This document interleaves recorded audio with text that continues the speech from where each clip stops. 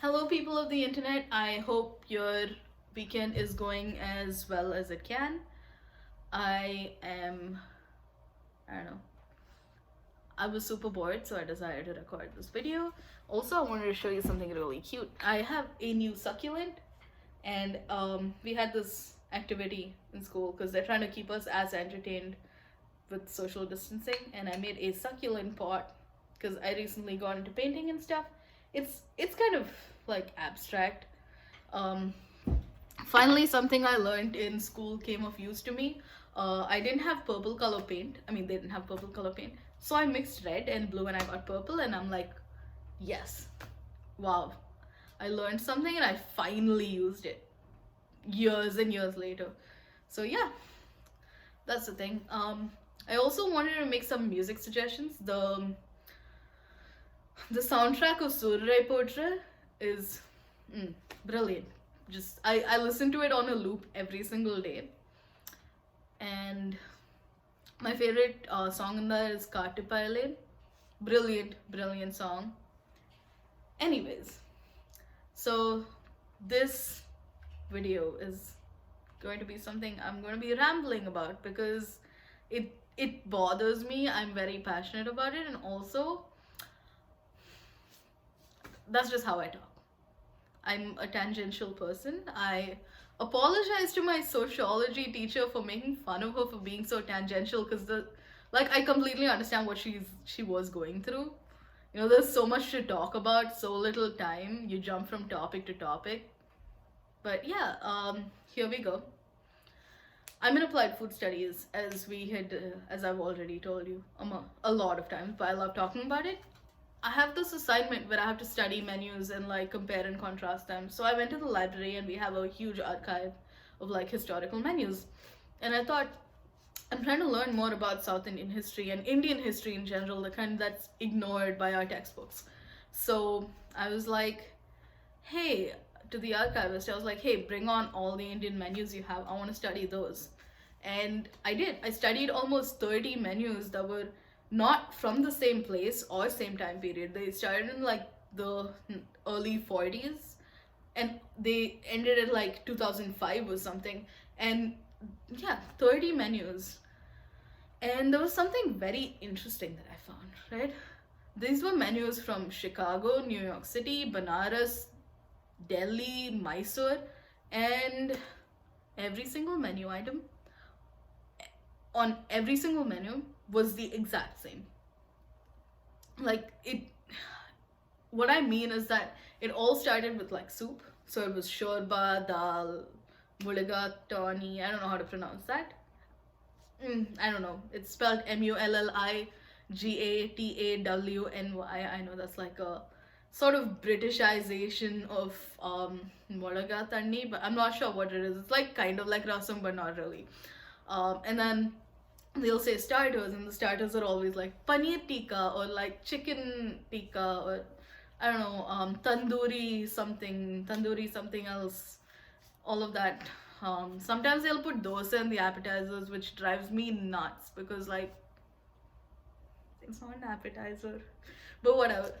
So they'll have some like abstract Indian sounding starters, and then they'll come to curries, and it just says curry, and then it'll have like chicken curry, lamb curry, vegetable curry, blah blah blah blah blah blah, and some five things will be there. Then there'll be like Chinese food, and then they'll have like the Indian Chinese food things, and then after that they'll come to like biryani, and they'll have some very abstract biryanis. It'll be like chicken biryani, lamb biryani, blah blah blah blah blah. We don't know if it's from Lucknow, Ambur, Dindigul. They don't tell us, right? And this is literally the format of every single menu, and that bothered me, and it made me realize something. You know how us Indians are so angry that our food is stereotyped by non-Indians in the media and in real life, right? But it is not their fault because they can only learn what we show them. They are not obligated to study our culture to such a depth that they have to, go out of their way to learn what our food is, because that's not their job. It's not anyone's job.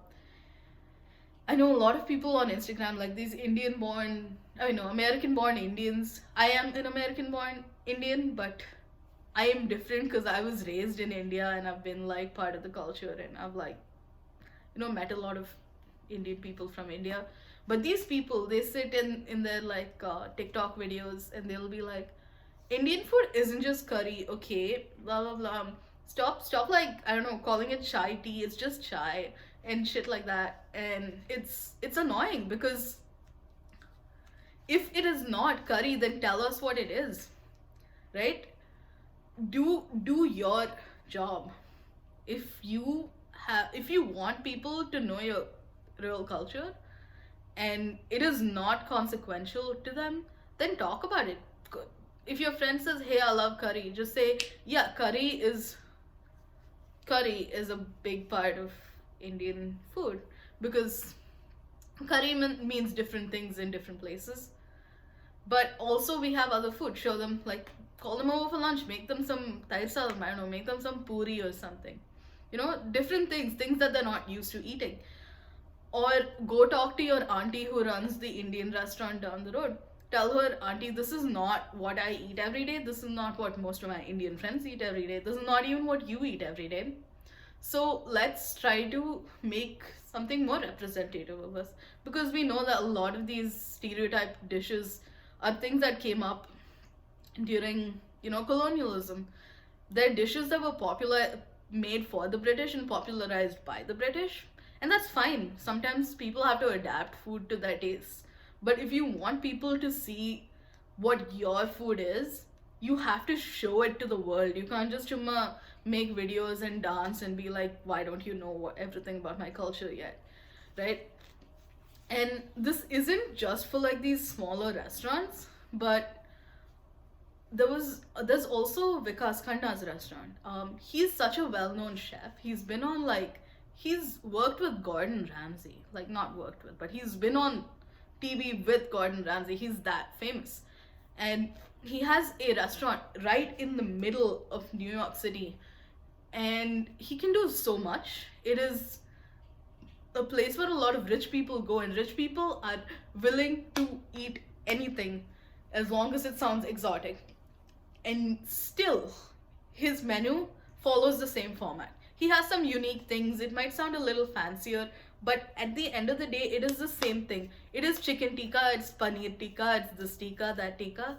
And then he'll have some like sort of Indian spiced like Western food. And it just, like, when one of the most prominent Indian chefs is not making an effort to be more representative of Indian culture, which is so varied, you can't even just call it Indian culture. There's no such thing as Indian culture. It's unfair to get angry with our, I don't know, non-Indian friends for not knowing, right? The problem I have with these menus is that there's a lot of erasure, right?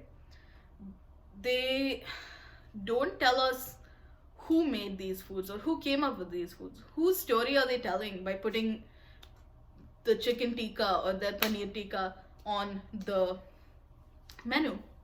It erases caste, it erases religion, it erases regionality, it erases so many cultures that use their food as resistance, linguistic resistance or anything.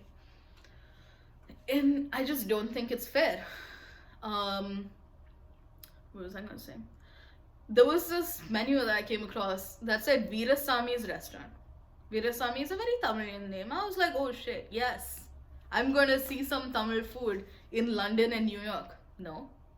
It was the same thing. So even this Tamilian who's come all the way to the US has not made an effort to show off Tamil food.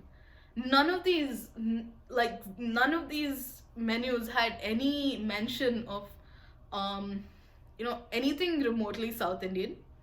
Nothing coming from the east. There was nothing from the west. No Bengali food. No northeastern food anywhere from the northeast. Nothing from Gujarat. Nothing from Goa. Nothing from Kerala.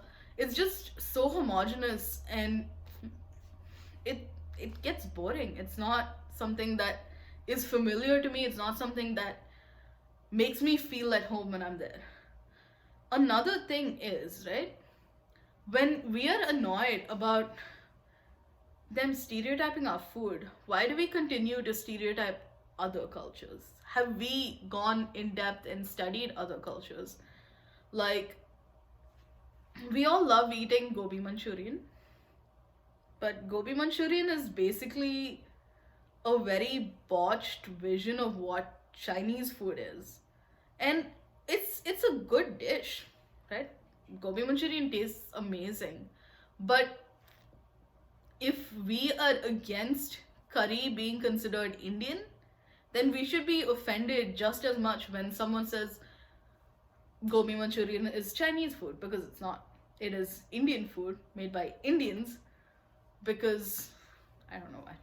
I honestly don't know. It tastes great. I get gobi Manchurian whenever I go to like one of those adikas or something. But yeah, you get my point. If we want people to know that our food is diverse, then we should talk about it. My Instagram page, which the link will be in the bio, has some dishes that I grew up with, like Vata Korambu, Orange Soul Korambu, Thai Sadam, Korakatta, and all of that. And a lot of people have said, oh, that looks amazing. And I want to make it for them whenever I can. I want people to know what my food was like. And I feel like if people are so bothered that everyone talks about curry and like naan bread, then I don't know, just show them your food. Bring them home one day, make one puri for them. That's all. It takes 2 minutes to educate them. And yeah, so before I end this video, I just wanted to say I did mention a lot of non-vegetarian meat dishes and stuff like that. I am a vegan. I advocate for veganism because of reasons I've mentioned in my previous videos. I'm not like promoting eating meat. At the same time, I'm not going to pass judgment on people who do, just because of the symbolism it has when someone like me comments about other people eating meat. So this is not an endorsement. This is also not a discouragement. Do what you think is right. I have very strong beliefs about my veganism, but I can't force them on anyone. So yeah, I know that got a little serious at the end, but moral of the story, if you want someone to learn something, educate them. It is not enough to make cute videos online just like dancing and like blaming them for not knowing some stuff, right? So let's all do better. If we really want to represent our culture, there's a lot we have to do, and a lot of it includes not erasing identities from our country, and we really have to start doing better. That's it. Hope you have a good weekend and the rest of the week. See you guys. So I forgot to mention 2 things when I was recording. First of all, when I said we should take it upon ourselves to educate other people, I did not mean that it was the job of people who have trauma or who have been oppressed to educate people about their trauma.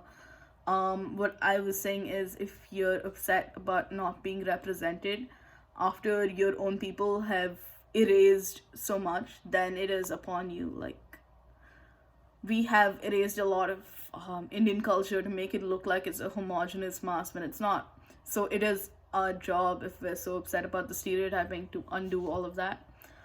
Secondly, if you're watching this and are interested in learning a little more about Indian food, I definitely can talk about some of the food that I grew up with, and I'd love to share some recipes and like show you some pictures, maybe like make something for you sometime. And yeah, love y'all. Have a good day.